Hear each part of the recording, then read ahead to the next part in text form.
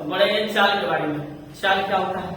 Speed. एकांक समय में चली गई दूरी को चाल कहते हैं। मतलब किसी वस्तु द्वारा, किसी ऑब्जेक्ट द्वारा 1 सेकेंड में तय की गई दूरी को चाल कहते हैं। किसी गतिशील वस्तु द्वारा 1 सेकेंड में चली गई दूरी को चाल कहते हैं। इसका फॉर्मूला क्या होता है? इंग्लिश में इसको बोलते हैं the distance travel by per unit time. मतलब यूनिट टाइम में 1 सेकेंड में जो डिस्टेंस ट्रेवल होता है उसको हम बोलते हैं चाल। सूत्र होता है speed is equal to distance upon time. Speed is equal to distance upon time. ठीक।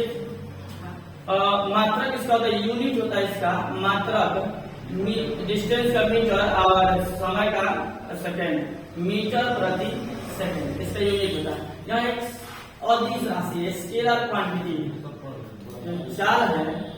क्या है? Scalar quantity. स्केलर क्वांटिटी है चाल। एकांक समय में चली गई दूरी को चाल कहते हैं। दूरी का चाल का सूत्र होता है दूरी बटा समय, मात्रक होता है मीटर प्रति सेकंड। एसआई मात्रक मीटर प्रति सेकंड है। एक और मात्रक है जो किलोमीटर प्रति घंटा। एक और ये एक अदिश राशि है, स्केलर क्वांटिटी है, अदिश राशि है। इसके बाद हम पढ़ेंगे औसत चाल। औसत चाल क्या होता है? Average speed. एवरेज स्पीड पढ़ेंगे। औसत चाल, ठीक है। औसत चाल होता है जब कोई वस्तु कोई बहुत ज्यादा दूरी से ट्रैवल करती है किसी यात्रा के दौरान। जैसे मान लीजिए कोई वस्तु गोरखपुर से, कोई ऑब्जेक्ट है, कोई गतिशील कार है, वो गोरखपुर से दिल्ली की तरफ जा रहा है। ये बहुत बड़ा यात्रा हुआ। इस यात्रा के दौरान लिया गया कुल समय, जब कोई गतिशील वस्तु द्वारा, किसी गतिशील वस्तु द्वारा एक यात्रा के दौरान तय की गई कुल दूरी और कुल समय के अनुपात को औसत चाल कहते हैं। फॉर्मूला होता है औसत चाल इज इक्वल टू कुल दूरी, यात्रा के दौरान तय की गई कुल दूरी बटा कुल समय। मैथमेटिकल फॉर्म में इसको लिखते हैं, मैथमेटिकल फॉर्म में लिखते हैं delta S upon delta T. Mathematical form में इसका फॉर्मूला होता है delta S upon delta T. औसत चाल किसी गतिशील वस्तु द्वारा किसी यात्रा के दौरान तय की गई कुल दूरी और कुल समय के अनुपात को औसत चाल कहते हैं। फॉर्मूला होता है v bar is equal to delta S upon delta T. इसका तात्क्षणिक चाल। तात्क्षणिक चाल क्या होता है? तात्क्षणिक चाल इंग्लिश में इसको बोलते हैं इंस्टेंटेनियस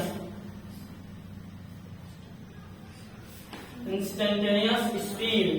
इंस्टेंटेनियस स्पीड ये क्या होता है? पढ़ा है तात्क्षणिक चाल। हम बोले हैं किसी यात्रा के दौरान कुल दूरी और कुल समय के अनुपात को औसत चाल कहते हैं।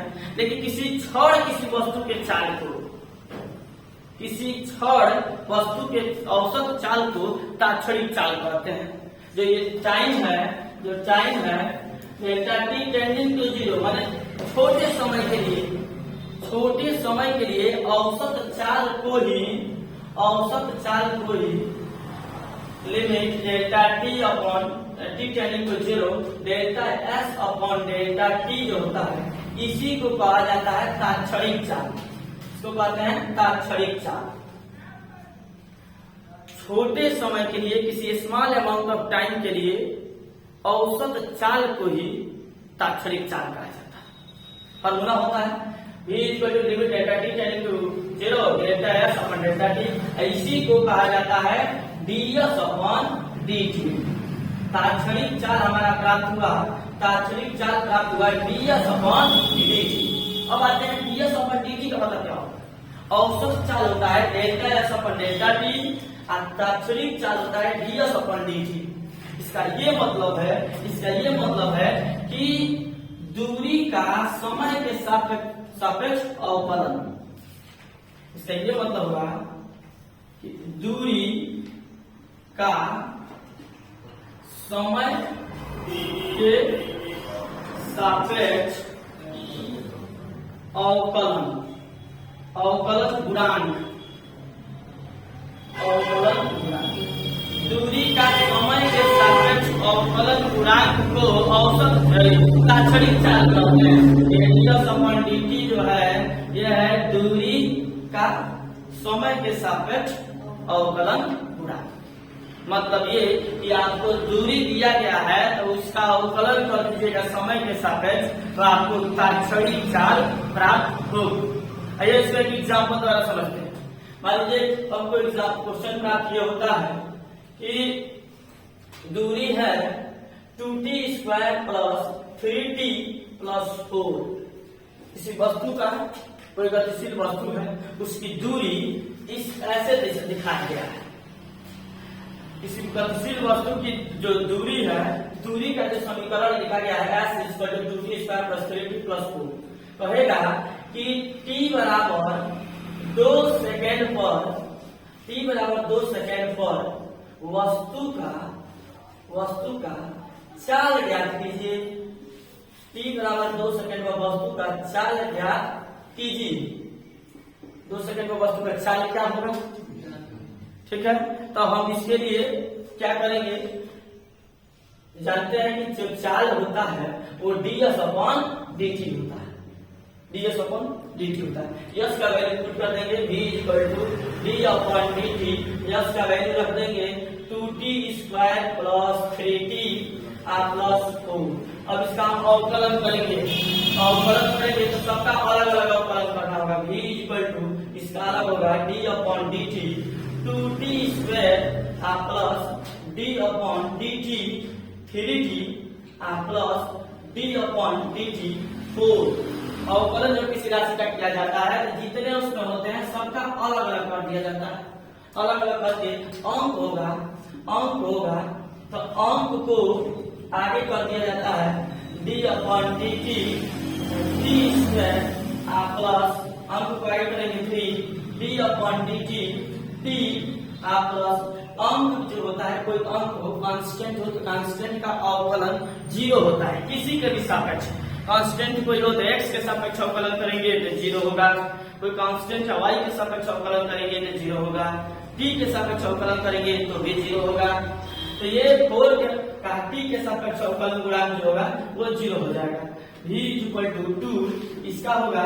अवकलन का सूत्र होता है पावर आगे कर दिया जाता है कम करके लिख देते हैं। फिर यहाँ t के सापेक्ष अवकलन 1 होगा। हमें क्या प्राप्त हुआ? v = 4t + 3। ये वस्तु का वेग प्राप्त हो गया।